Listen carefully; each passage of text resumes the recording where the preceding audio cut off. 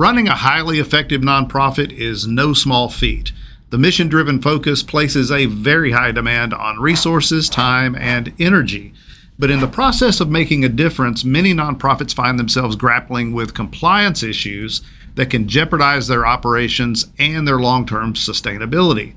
Stay tuned after the intro, and we'll take a closer look at this problem.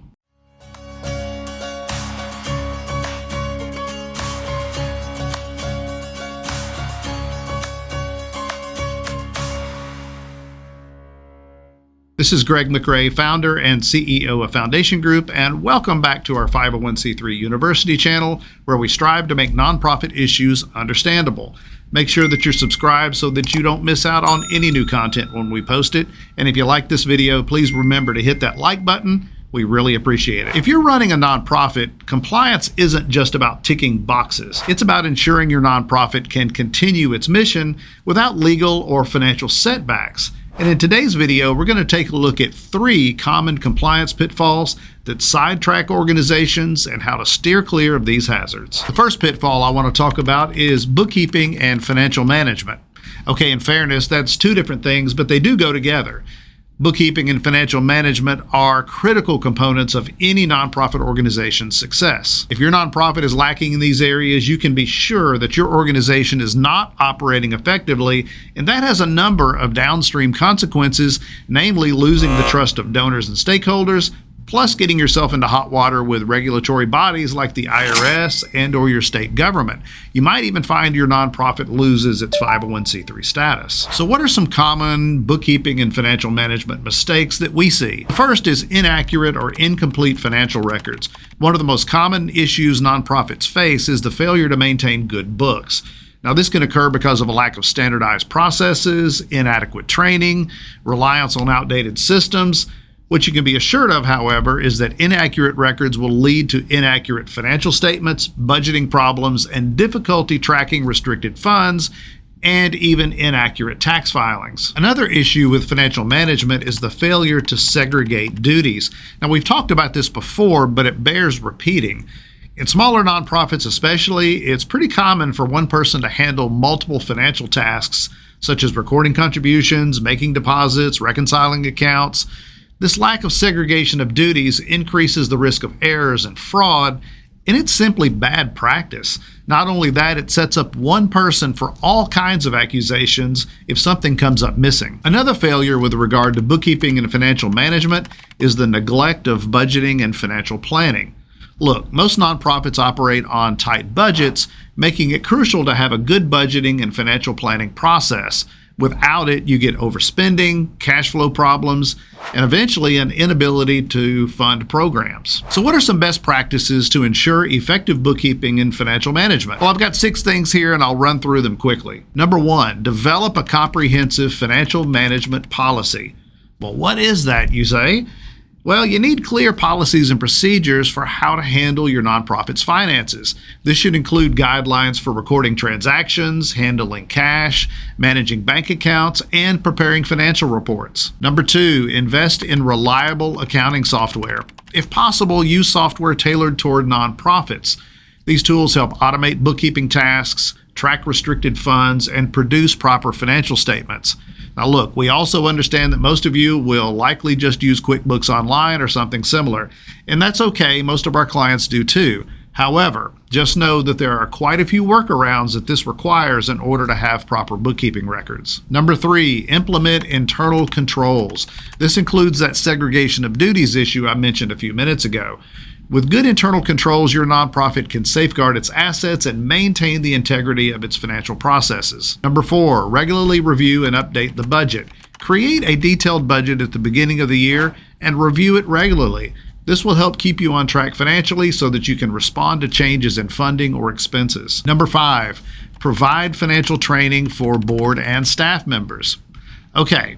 Sounded like an audible groan that I heard there. Just understand that your board in particular has a fiduciary duty to make sure your nonprofit's fiscal house is in order.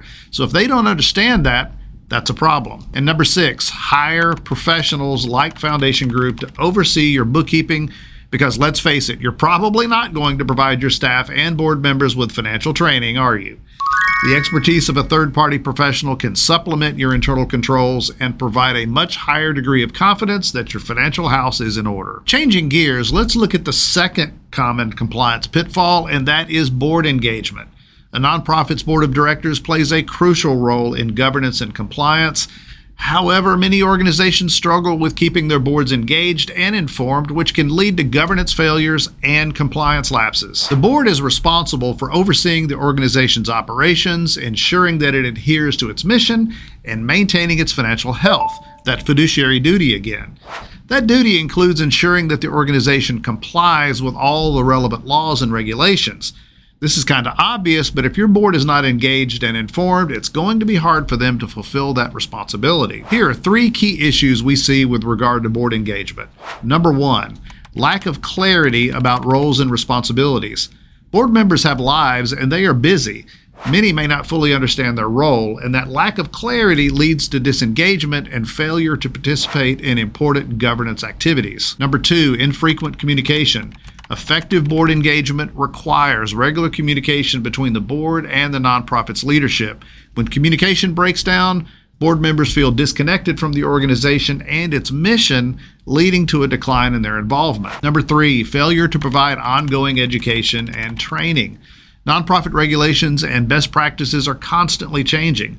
Failure to keep the board up to date on these issues leaves them ill-equipped to navigate the very compliance concerns they are responsible for overseeing. So how do you overcome board engagement problems? Well, here's 4 quick best practices. Number 1, clearly define roles and expectations. Ensure that each board member understands their specific roles and responsibilities. This should be outlined in a board handbook or reference guide and discussed during orientation for new board members. Setting clear expectations can help prevent misunderstandings and disengagement. Number 2, foster regular communication. Establish regular communication channels between the board and the nonprofit's leadership. This can include monthly or quarterly board meetings, regular email updates, and informal check-ins. Keeping the board informed about the organization's activities and challenges can help maintain their interest and involvement. Number 3, invest in board development.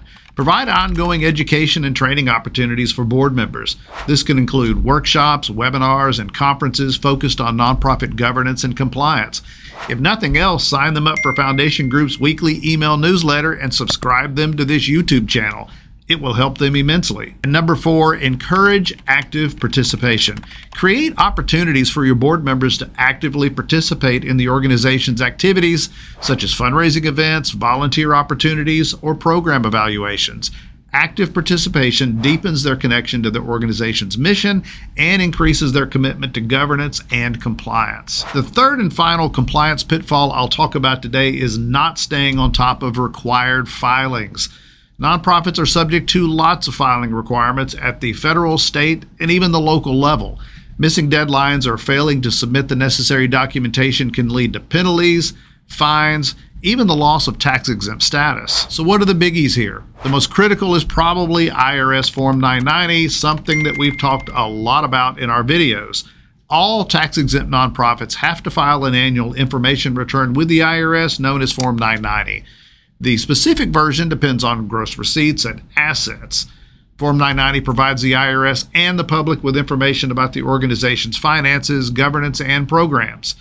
The next most critical filing is your state filings, which consist primarily of your charitable solicitation registration, if you're raising financial support in any of the 40 states that require that, plus your corporate annual report and state employment reports. You might even have local municipal filings to be concerned about, like certain permits or event licensing. The most common mistakes we see related to all of these are missed deadlines, incomplete and inaccurate filings, and failure to keep up with the ever-changing state and local requirements.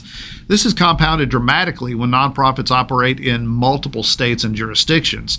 Failure to keep up with everything you need can result in missed registrations, fines, even the suspension of activities. So let's wrap up by listing out the best practices for effectively dealing with the problems surrounding required filings. Number 1, create a compliance calendar. Put together a compliance calendar that lists all the required filings along with their due dates. Include federal, state, and local requirements. This will ensure that you never miss a filing. Number 2, assign responsibility. Designate a specific person or team within your organization to be responsible for managing compliance filings. Even if they're not actually the ones doing it themselves, someone needs to be responsible for making sure it happens. Number 3, review filings before submission.